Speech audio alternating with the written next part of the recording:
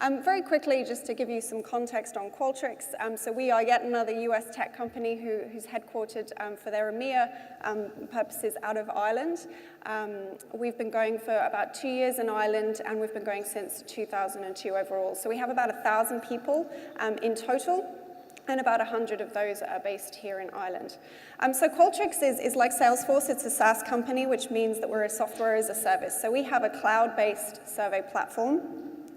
And our platform was originally designed to answer the problem that how can you create a platform that is both intuitive, so it's easy to use, anybody can use it, and it's powerful, so it can do everything you need it to do. And that combination has really been the thread that's been, I think, part of the success behind Qualtrics. So at the moment, we're in what we would call, in the tech world, hypergrowth phase. I have been with the company less than a year, and to give you some context, I've been with the company longer than 45% of the company. So we are growing at an extraordinary rate. We hope to think we're on a similar trajectory to the likes of Salesforce, which the future will bear out how that plays out for us here and abroad. So our platform has really grown to be super, super intuitive. When Qualtrics a couple of years ago took a sort of bird's eye view of the business and wanted to understand where they could grow the business, they asked their customers from their single survey platform what was the #1 reason that they use Qualtrics for. And they were very surprised to find that the #1 reason that people use Qualtrics was for employee-based insights, so employee research.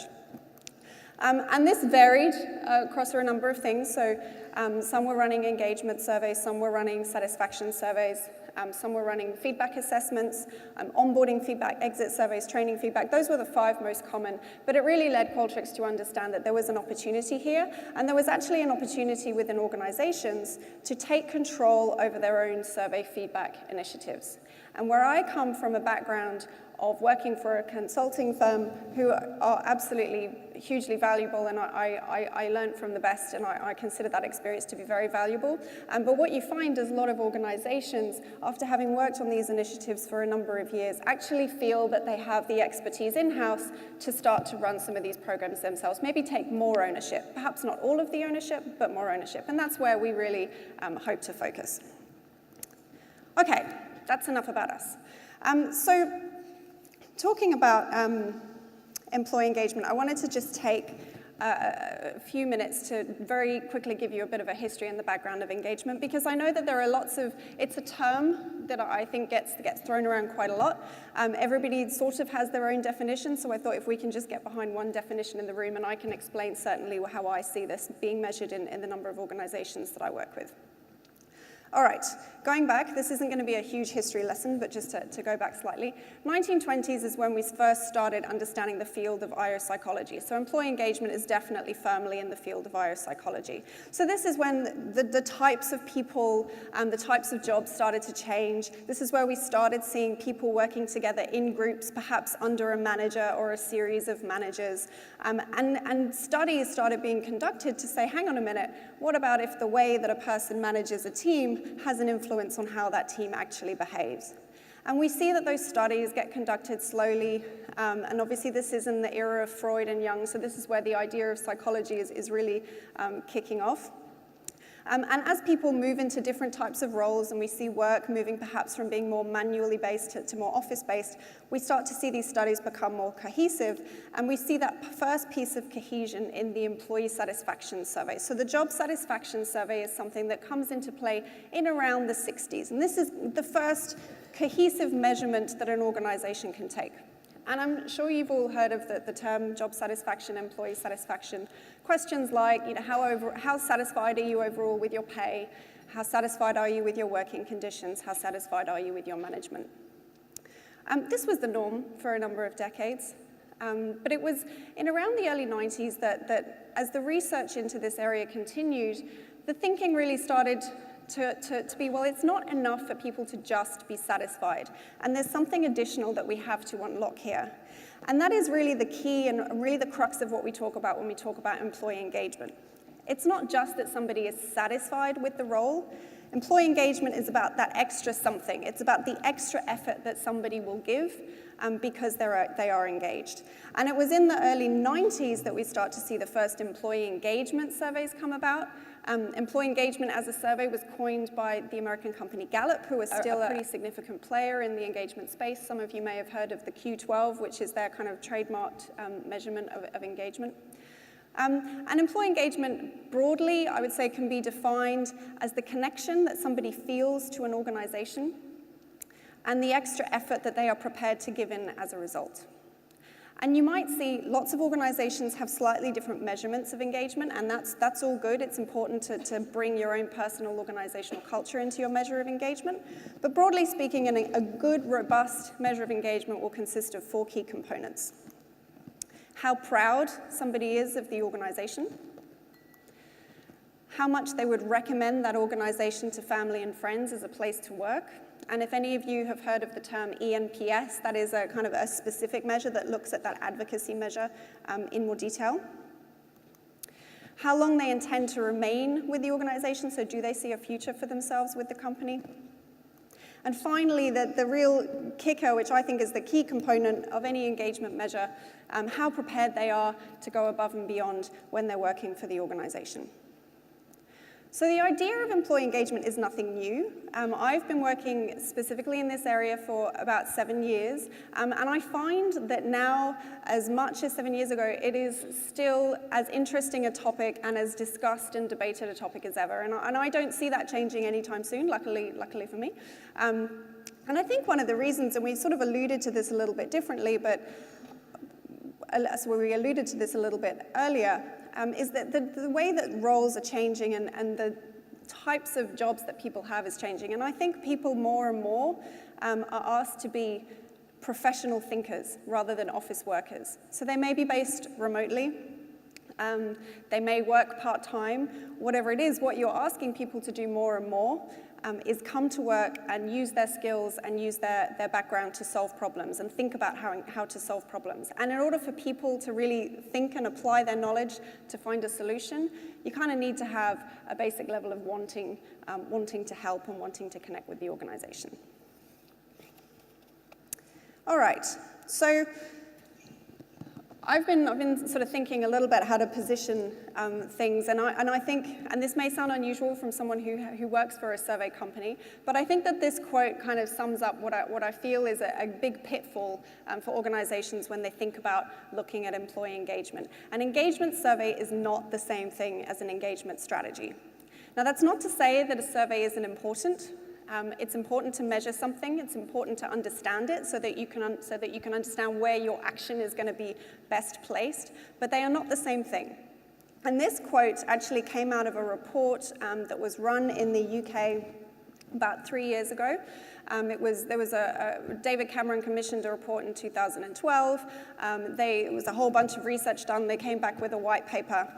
They found a few interesting stats. They found that a third of the people in the UK were apparently disengaged. They also found that if the UK had the same levels of engagement as countries such as the Netherlands, then they would have, and I quote, an extra £26 billion in the UK GDP. I'm not sure exactly of the truth of that statement, but they certainly found that it was a critical thing for the UK economy. And the reason that I think this is a little bit important as I sort of look at it in an Irish context is the market here is changing. I've only been living in Ireland for about a year, and I am astonished at how quickly things have changed from when I first arrived in this country and was looking for a job to what is in the job market now. So I lived in Australia from 2008 to 2014, and most of my friends, my dear friends who were out there were all Irish, as well as my partner, he's Irish as well. And they all went out to Australia because they were struggling to find jobs. And out of my entire group of friends, only 2 of them, by the end of this year, will be left in Australia. Everybody has come home, happily come home. And the really interesting thing for me is that everybody's come home to awesome jobs. And I'll put my hand up, I'll be completely honest. I wasn't sure what sort of a role I would be able to find here in Ireland, and it turned out I found the best role of my career. and a lot of my friends are moving into these really big jobs here locally. And I think that presents an interesting challenge for businesses now, because you may have been in a position a year, 2, 3 years ago where people perhaps needed to stay where they were, or perhaps didn't have the same options to poke their head up and look around them. Whereas I think now there's definitely a shift, and the job market, and I'm sure you all can appreciate, is certainly becoming more competitive. Okay. So a survey is not a strategy, but it can tell you where to act. It can inform the work that you're already doing. So when I work with organizations on their survey and engagement programs, this is sort of the basic stuff that I tell them. So at a very basic level, when you're measuring this stuff, you want to measure 2 things. You want to measure your levels of employee engagement, so that's your pride, advocacy, the outcome we talked about before, and that's important. But equally, and perhaps even more important, is measuring the company practices and behaviors that could influence that. So we talked about employee engagement. It's that extent to which somebody feels connected to their company, and as a result, they're willing to go above and beyond.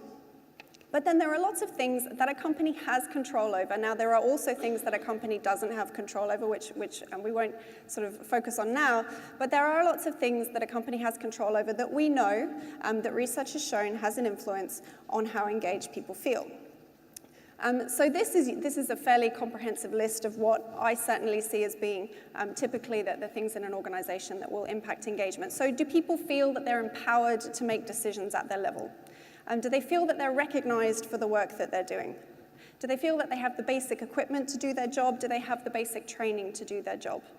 Do they buy into where the company is going? Do they buy into the strategy of the company? Do they believe in the company leadership?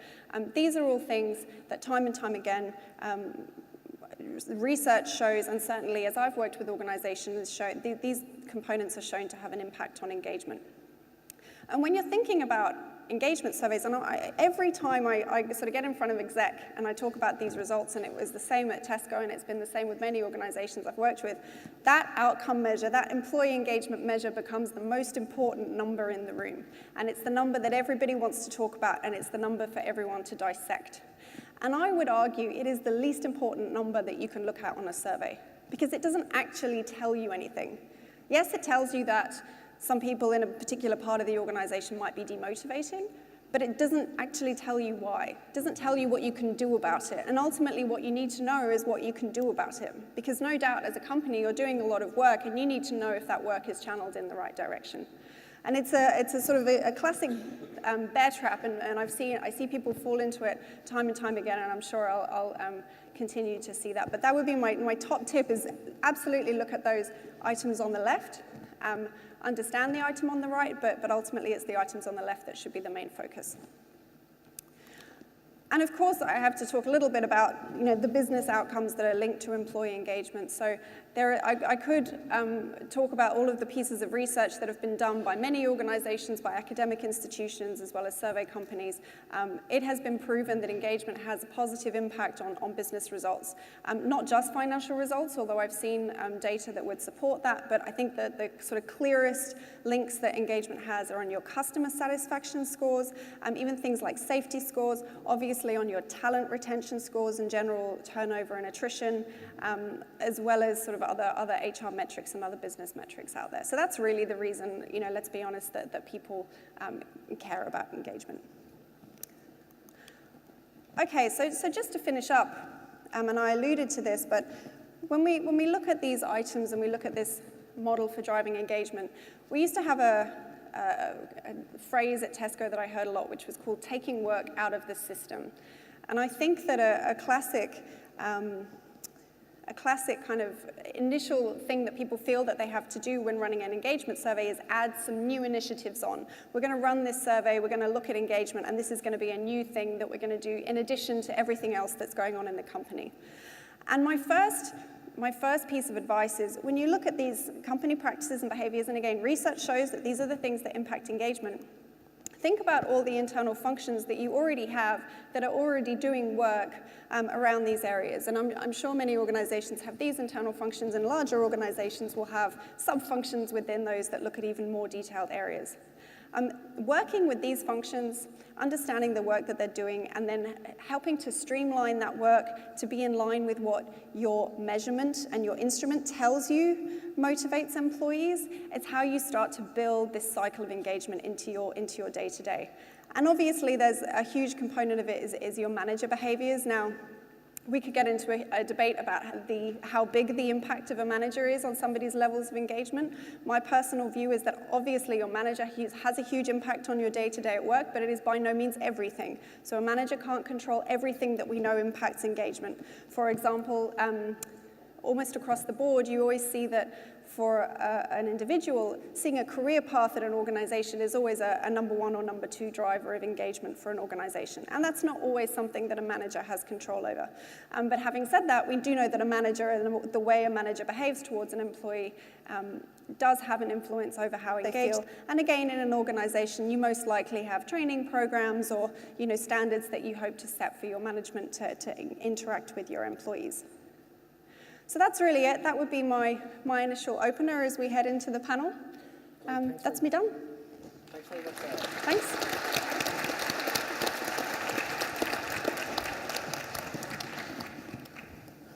So folks, just to kind of get things moving now, I would like to ask a couple of questions to our panel here. And I would like everybody to ask questions as we go along and not wait till the end. So please feel free to stick up your hand, and one of the roving mics will be around to you very quickly. So first question actually I'd like to pose to you, Pat, but to everybody on the panel is, what does employee engagement mean to you personally? So I was thinking about this when I got the topic for the panel, and I looked at my team. So the team right now in Dublin is fairly small. We're just under 20. And I was trying to figure out who's engaged and who's not, and what's the difference. And I think the difference is that extra 20%. When I see an employee challenge the status quo, and what I mean by that is when an employee feels empowered that they can raise their hand or raise their voice and say, hey, I think we need to change this part of the product because of this reason. Or they say, hey, I think this internal process is bullshit, and we should change it because it's not efficient. Or they say, hey, I think the morale in the office isn't quite what it should be, and we should make an improvement. It's when they care and they feel that they are a part of the organization. We have a saying at Wrike, which is, are you a mercenary or a missionary? And we want every employee to feel that they can be a missionary and that they feel that they are a part of the global vision, which is what Wrike is trying to accomplish. So. Okay. Anybody else like anything to add? Yeah, maybe I would just add, I think in Salesforce, we know exactly who's engaged as an employee, and I think for anybody who's working in an environment, as soon as you walk in your office door, you know who's checked in and you know who's checked out. From our perspective, we really look at who's a great cultural ambassador for us, who really walks the corridors and represents and is a great role model for Salesforce at the customer and internally. And that shows up, not in a big way, but it shows up in every way. So it's in the small gestures. Who supports and puts themselves forward to take on additional projects, who buddy up with new hires. I had a situation only a couple of weeks ago. I was doing a meeting with the CEO, and he turned to me and he said, Eileen, what are you doing with your people? And I said, well, what do you mean? I was waiting for, obviously, a difficult conversation, and he said, I don't know what you're giving your people in Salesforce, but every time they show up at our office, they're smiling, they're engaged. My team cannot wait to talk to them. They're delighted to see what innovation you're driving into the marketplace. And he said, my biggest threat at the moment is that most of my team want to go and work for you. For me, that's the ultimate. When a customer turns around and endorses that. We entered the Great Places to Work just this year. We were slightly surprised, but we were overwhelmed and delighted to come out as #1. And for us, that survey is based on employee feedback. And that was a really testament, for us as a company to say, we've got great people and people that we want to keep. So, cultural ambassador, a great role model, not on the big gestures, but on the day-to-day activities. And I think that really kind of epitomizes what it means to us in Salesforce. Darragh, obviously you're coming from more of a tech background. What does an engaged engineer look like? Like for me, engagement, it's a relationship, not quite a marriage, but sort of close. Like both sides care care about the other. It's fun. It can be hard, but you got each other's back. You believe in similar things. You share the same values, and you're excited about a similar future. And both parties have a lot to gain. So, like as an employee, you don't just join a company to pick up a paycheck. You join a company because you believe, your future, your ambitions are going to be enabled and aligned with the company's. And likewise, the company has a lot to gain by having you there. You're going to enable them to achieve their mission. So it's this mutual thing. Reid Hoffman calls it, an alliance. And I think times gone by, we kind of took this thing for granted. But like any relationship, you shouldn't take it for granted. Right. Okay. And Sarah? Yeah. Well, I guess. I'll bring two perspectives. So one as a manager and one as an employee. So as a manager, I think it's a conscious reminder. I don't think there's anybody who just nails this stuff all the time. It's a conscious effort, and you keep trying every day to remember what is it that the person on my team is looking for. Where are they at in their lives and their career? What is it looking for from me? What can I give them to help elevate them in their role? And I just find that that's a constant mantra that I repeat to myself every day. As an employee, though, I had an experience just a week ago that sort of really hit me like a ton of bricks, where I had just finished, I launched a project on Friday within the business. And I've been working pretty hard, but thinking nothing of it, very focused on the launch of this project. And we gave a presentation, and then my boss during the presentation surprised me, and they had 2 cards, and they'd had everybody on the team sign the cards, and they said, Qualtrics is going to pay for you to have a night in the hotel, and a weekend away. And I was floored because I wasn't expecting it. I certainly hadn't been doing the work to expect it, but it was that public recognition that I didn't realize that I wanted, but actually was really, really important to me when it came to it. And it kind of really hit me, and I thought that's actually a key kind of thing about keeping me engaged and certainly making me want to continue working. Okay, very interesting. And before I move on to my next question, is there any questions from the audience? Is there anything that anybody would like to add? A super engaged audience, so we're good. Okay, so the next question I'm going to direct it at you, Darragh, right? There's a famous example when we talk about employee engagement, and it's a NASA example where President Kennedy goes to NASA and he sees a guy sweeping the floor and he says, what do you do here? And the employee says, I help send people to the moon, right? Now, my question to you is, do you think he was being sarcastic? I'm alluding to a more serious question here, Darragh, right? So it's a chicken and egg scenario. So, what comes first? Is it fantastic, engaging work, or is it engaged employees?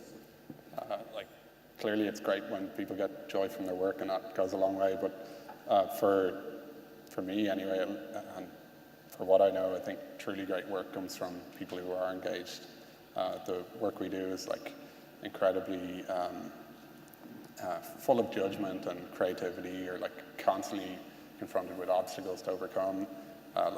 No shortage of opportunities to procrastinate. So, you really, for people to do great work, they need to be really motivated. They need to know why they're doing what they're doing, what's important. And I think without being engaged, you can't do that great work. On the flip side, I think when you're really engaged in what you do and you're focused on the outcome, you'll basically do anything to get there. You'll sweep the floor, you'll clean the toilets.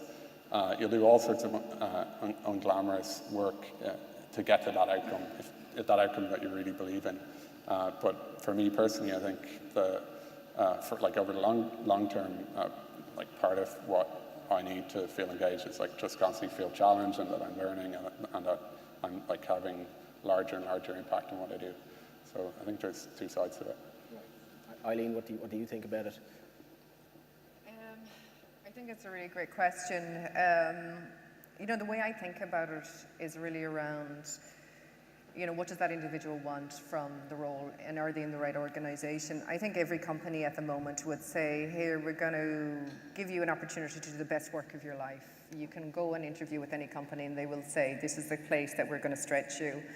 I think what that really comes down to is though the individual, and I think this is sometimes where people lose their way. You know, they have a big vision and a big plan, but the reality is that when you walk into an office or a work environment, that individual is sitting there saying, that's great and it's a corporate vision, but I don't feel like that. And I think that's where there's a disconnect. I mean, we have a huge focus on talent, obviously, in Dublin. The market is really hot. What individuals really want to do the best work and to be most engaged is a plan that's specific to them. And it comes down to that in their pocket they have the professional development plan that you as a manager has signed off on and the company are investing in. Now we do this quite well, I would say, and we do it quite well because we've 16 years in refining a process. But every individual in the organization and Salesforce, if you walk the corridor, you could say to them, can I see your professional development plan? And they would pull out their phone and they would pull it up in an app and say, this is what it looks like. That is how open and transparent we are, and they publish it, and they get people to sponsor it, and they have access to anybody in the company to make a call, send an email, and say, hey, this is my top priority this year for my professional development plan. And if this is a VP sitting in San Francisco, they can connect with them and say, you do this really well, I would love you to sponsor me or to do some mentoring with me. That is the type of culture that we have built. And I think it's fundamental to making sure that people stay with us. We're very proud that people don't leave our company. Mark Benioff, our CEO, at every town hall and meeting, he says, anybody who's in the company over 10 years, please stand up and be recognized. Commitment to a company is like a core value for us. It's something that we take great pride in. And at the moment you see this engagement in Dublin, it's like, okay, there's a new company that's opened up. I think I might hop over there. When we look at the caliber of people that are coming in and want to work with us, the first thing we will say is, how many times have they hopped? That's fundamental. Can somebody really show commitment and be engaged with us as a company and have a long-term plan? So it's a lot of things, but I think at the end of the day, it comes down to that individual. It's a specific plan for that person. Yes, have a big corporate policy and plan and all the structures and processes, but if the person sitting on the seat doesn't feel like they belong and you're supporting their investment, they won't be engaged. You won't keep them. And unfortunately, they will hand in their notice and you won't even know that they were on their way out the door. So that's where we focus on in terms of engagement. We don't want to lose anybody. We want everybody to be with us. We talk about the 10-year plan in Salesforce. Like it's a long-term engagement model with us, and we invest a ton of time with that. Right, and just in relation to, say, Pat, do you have any specific engagement strategies in Wrike at this moment in time, like the personal development plan? Yeah, so I was actually going to say, so obviously our company size is not nearly that of Salesforce, and so we're a little bit behind. But we just started doing similar career growth plans in mid-2015. And a big part of that, while we put together these growth plans, was making sure that people understood the value of what they were doing right now. Because as your company grows and it scales, it's really easy for someone to begin to feel like a number. And like they could walk out that door any day and their contribution no longer matters. And so something we've begun to do is pull together groups of people to make sure and have executive leadership come in and talk to them and put numbers to the work that they do. You know, when you're a brand new sales rep, a traditional role would be a BDR or an SDR. Those people are making 180 phone calls a day, sometimes the people who are just going to hang up to them. It's really easy for them to start to feel, what am I doing? Am I really accomplishing anything? And make sure that they recognize that every single phone call they make brings our mission and our vision one step closer to someone. We are that much closer to helping someone. And putting metrics to it, how many people would you statistically need to call in order to help a company save $1 million a year? And so that's one of the things we started putting together this year, is giving people real metrics behind their positions so that they recognize how valuable they specifically are to our organization. Beyond that, we have plenty of more informal things that we do, such as Thirsty Thursdays, making sure that people have plenty of booze, so they are plenty hungover for Friday. We're very big into doing celebrating big and little wins. Big wins, as I'm in sales, are easy to celebrate. Everybody knows who booked a big deal, but not everyone knows about the little wins. Like when somebody called our support team in a massive chaos and someone woke up late in the middle of the night on our engineering team to fix that, and then someone came in early to the office to call that person to say, hey, it's been fixed. So every Friday we go through kind of across the company, we do a little wins recap. And it's those things that you don't see on the numbers board. And it also makes sure that people who maybe aren't in sales get plenty of recognition. So it's things like that are really valuable to us. And apart from these strategies, personal development plans and recognition, and then I suppose the typical Irish one, which is bars or booze. I know Qualtrics and Intercom both have bars. Is there anything else that Darragh or Sarah that you do that's that specifically to promote engagement? I would agree with what has been said previously in that the individual is so critical to this. So as a manager, and I alluded to it before, I have to really think about what the individual on my team is looking for. What are they good at? How can I help this person be the best? I try to walk into every situation with a peer, with somebody more senior and with somebody more junior, assuming that I think it's human nature that everybody wants to do good work. And sure enough, maybe things get in their way, maybe they get frustrated by things at work, and that might cloud that, or that might make that look a little bit different sometimes, but I think fundamentally everybody wants to do a good job. And it's just about, I suppose, trying to understand what the other person needs, how they react to certain things, become more resilient to maybe antagonistic behavior or whatever it might be, and really kind of push through that and get to understanding what it is that they need and what it is that they want, how you can ultimately get out of their way and help them achieve what they need to. Probably not adding a whole lot, but certainly a really important thing is like how you select who you hire. And I guess what we think about that is like when we're hiring people, we're hiring them for their potential and not necessarily the skills they have now, but the mindset they have, the ambition they have. Do they have a growth mindset? Do they have a lot to gain from being in the right environment? And then it's kind of easy. You just make sure you're creating that environment where these ambitious people can have impact and grow and be supported to do that. And then, again, repeating other people's comments, but it's an incredibly personal thing. Like each individual is different and their motivations are different. And, again, as managers or as organizations, to understand that each individual's motivations and how you can support them and grow their strengths and keep them challenged and excited in their role. So. Okay, just at this stage, we'll try it again. Does anybody have any questions or anything that they'd like to add? No? Okay. You'll have to give them a prize or pick a table. Can I ask the audience a question? Yeah, please do. So you mentioned career plans, and that's something we just started doing. And so I'd like to ask the audience, who at their company has formalized career plans? And not the thing you post on your company handbook, this is where you can go if you do well, but you talk to a sales rep or to a support engineer or to whomever, and they agree with their manager, this is what we're going to accomplish over the next 5-10 years. Raise your hands. It's not a whole lot. Just a follow-on question from that, actually. For those people here who manage people or leaders here, how many people think that their staff or their employees are actually 100% engaged or certainly to a greater extent engaged?